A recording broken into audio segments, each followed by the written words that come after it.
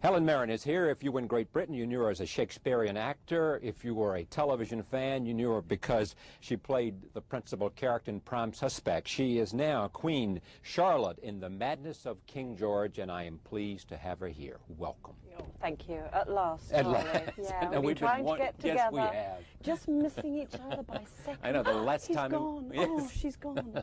It was Santa Monica, and it was raining. Yes, and the hotel was leaking. That's right. We could write a sort of Sleepless in Seattle around this theme. You do this to every man, I know. And in fact, the man in your life is a friend of mine. Taylor Hackford and I both began as young producers for public television. Yes, and documentary. Well, Taylor also made documentaries, and was the guy in the front with the microphone, and yes, in public television. What's he working on now? He's just made a film with Kathy Bates and Jennifer Jason Leigh called Dolores Claiborne, which is based on a book by Stephen King, which is one of Stephen King's very psychological dramas. A very, very good story. That was shot in Nova Scotia. Yeah. Tell me about The Madness of King George, because Nigel Hawthorne was here on... Yes, I heard, yes. And was terrific, said, yes. But is Queen Charlotte your kind of woman? Well, she was. I was very happy to play her mostly because of the diamonds and the dresses and the wigs. So there's nothing I love more than getting dressed up. Yes, I know. I guess, immediately regressed to the kind of 5-year-old, and yes, I want a bigger dress and more hair. Unfortunately, Barbie dolls weren't in existence when I was a child, but I would have loved Barbie dolls. And queens, in a funny way, in those days were sort of Barbie dolls. They got laden with jewels, so the image became very, very important. For those who didn't see the play, Nick Heitner directed. Yeah. Does he make is he the filmmaker as well? Absolutely, he directed the film. He directed the play that was here and also in London, and it was his first outing as a film director. How was he? He was great. He was completely unfazed. And it's pretty stressful making a film, especially if you're not familiar with the technicalities. But he had a very good cameraman in Andrew Dunn that he trusted and could rely on.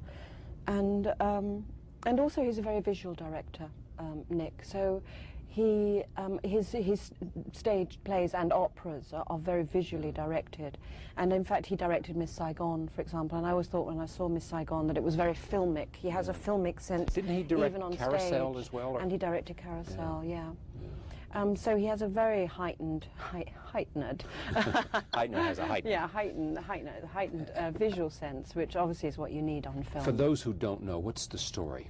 The story is about, as someone said today, a footnote in history, but it was a moment in history when one of our kings, King George, the one who was most famous for losing America, yes, went mad, went spectacularly, publicly, and appallingly mad, and very quickly, almost overnight, and behaved just extremely embarrassingly at various royal functions, formal functions, until the courtiers around him realized that they just couldn't let this carry on, and so it's a film about the nature of power, the nature of monarchy, what a monarchy is. The nature of madness? Well, sort of the nature of madness, but really what a monarch is, and is a mad monarch still a monarch,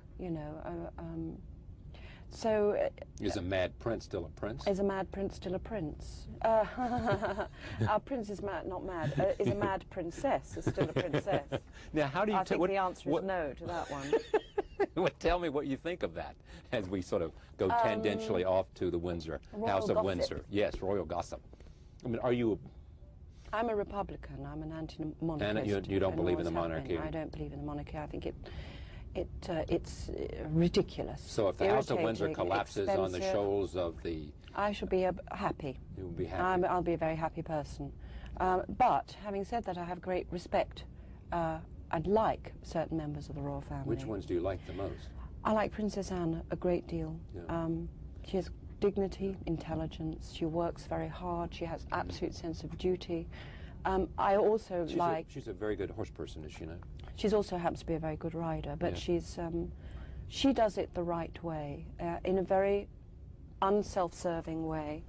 Not nearly as glamorous as Diana, just because she's not so pretty, but a much better, much more noble person, actually, I think. I like Charles, but I just think the marriage was tragically mistaken, wrong. You know what I can't understand is why they're so compelled to come forward and tell everything. I know, why? I mean, why is Diana's lover feel like he's got to tell everybody about what happened to him? I know. Why do they? Naive me, I probably understand. It probably has to do with what the publisher offered him to tell his story. I think partly that, but I don't think that can't be the end of the story. And I think that you underestimate the glamour or the power of someone in your position, you, Charlie Rose, doing this show. Yes. In other words, kind of being on television, having your picture in the papers, sort of thing. Of course, Diana and Charles don't need that, but someone like Hewitt, who was the man who sold his story about having an affair with Diana, it's this moment of celebrity that they just can't resist. I think they just can't resist it, being a public face. It's the same reason so many people, not for this broadcast, but it's not that nature, but will go on talk shows. Ordinary people, and I mean by that the best sense of the word. Yeah, the best sense of the word. I don't mean ordinary in terms of they're higher or lower than anyone else, but just people who live ordinary lives away from the public glare are attracted like a moth to flame in order to be on television and tell their story. I don't even telling their story is not even important, I don't think. It's just being on television. They'll tell your story if you put them on television. It's just like, I'm on television, you know, it's an irresistible thing. And it's funny, the ubiquitousness of television nowadays, of cameras, of camcords, everyone's got their own camcord, all families can make little films of themselves and put them on the telly and see themselves on telly, only seems to feed that frenzy more and more. I thought people would get tired of it and blasé, but the opposite seems to be happening.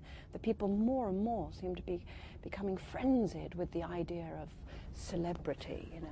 Back to the royal family 1 second. Is there a consensus among the people you know, just your sample, as to favoring one side or the other in the breakup of the marriage? Charlie Di. Did Charlie die? No, I don't talk to them about it, quite honestly. I haven't. I have no idea. I have no idea. Because I think most people in America have an opinion